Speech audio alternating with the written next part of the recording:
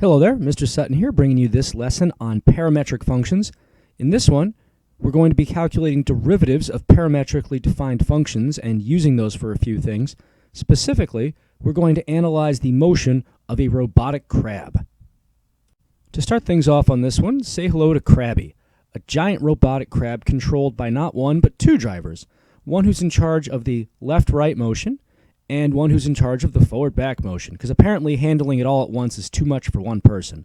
So this crab's position at time t is given by this parametric function below, where we have a left-right function given by x of t equals 1 over t, and the up-down or forward-back motion given by this y of t function.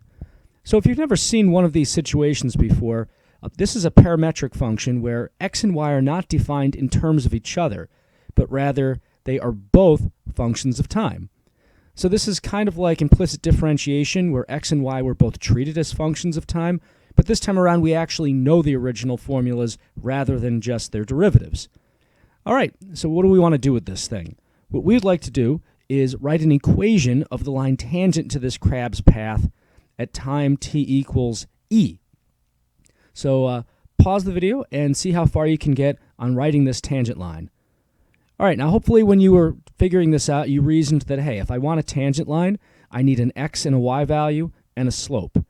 To get the x and y value, and this is kind of a review of what you've done with parametrics before, we need to plug the time, which is e in this case, into the x and y formulas.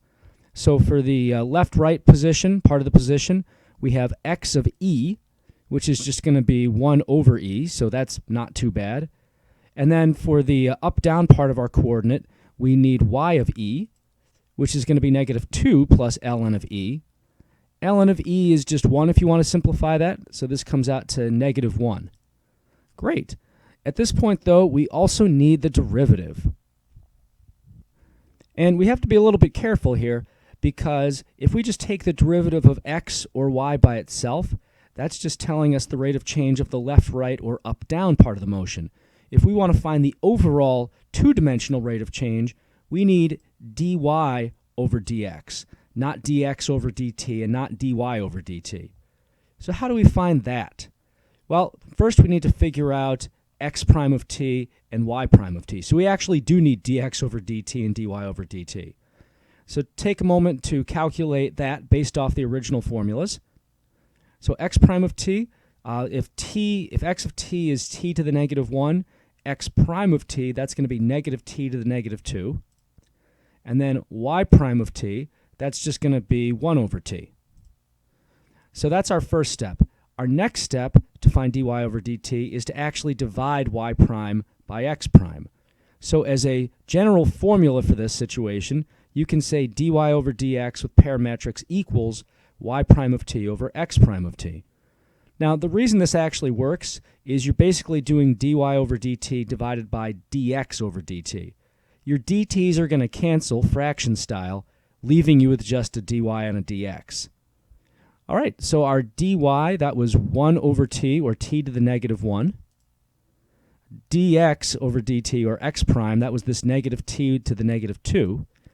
And it's not a bad idea to simplify this. So this is going to be, using our exponent rules, negative t to the, let's see, minus negative 2, so that's positive 1. And we're going to evaluate that at time e.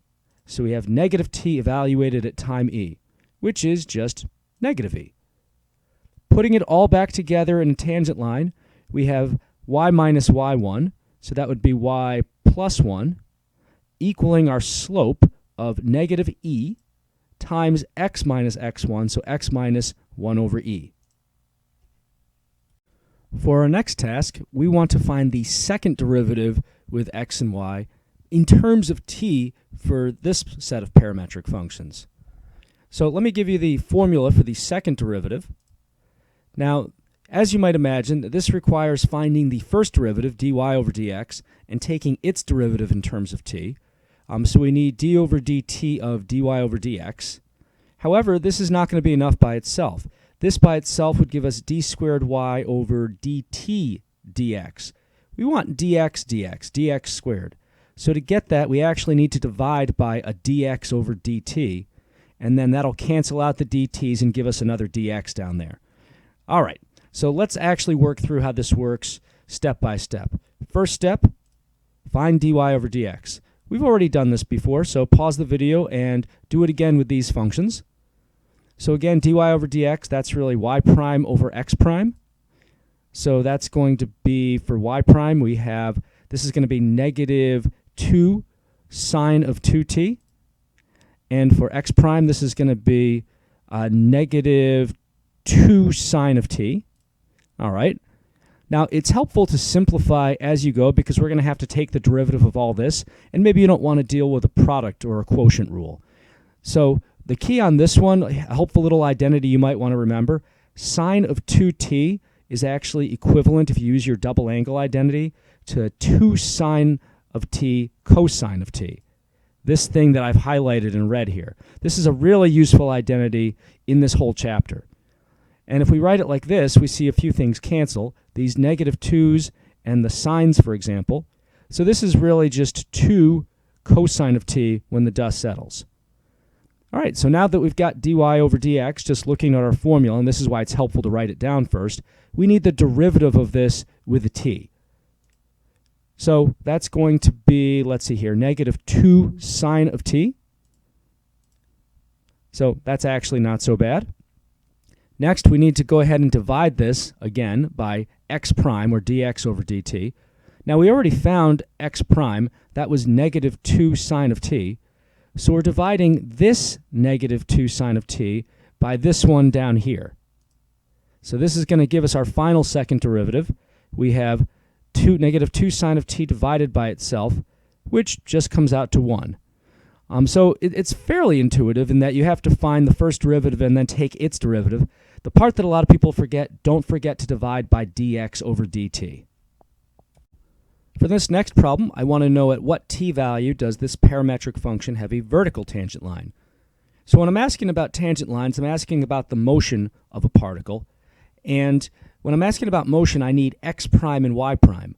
The key on these problems, you need to check both x prime and y prime when you're looking for horizontal tangent lines and also when the particle's at rest. So here's a little table to help us organize this information.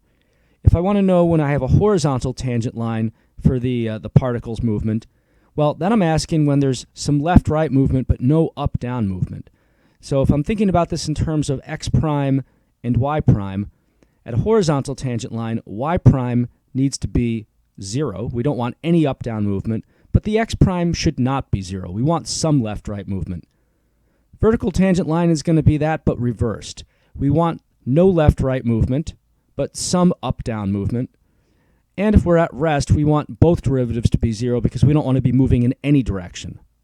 So pause the video and see if you can figure out the times for a vertical tangent line for this function. All right, so again, if I want a vertical tangent line, I need to figure out where x prime, the left-right, is 0. So x prime here is going to be 2t plus 1 for that derivative, and I want to know when that has 0 as an output.